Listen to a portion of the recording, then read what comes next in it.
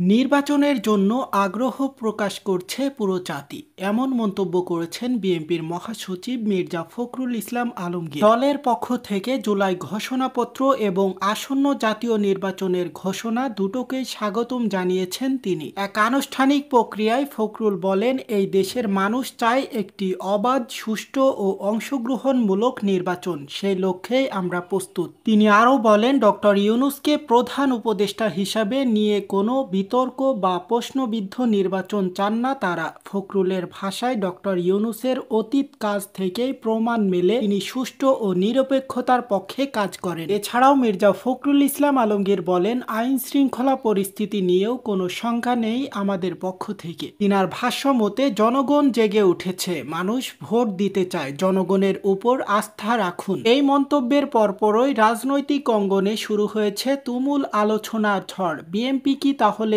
এবার নির্বাচনমুখী হচ্ছে? So hey বন্ধুরা, আপনারা দেখছেন এইসে গ্লোবাল নিউজ, সাথে আছি আমি হুসাইন আহমেদ। সকল আপডেট পেতে আমাদের সাথেই থাকুন। সকলকে অনেক অনেক ধন্যবাদ।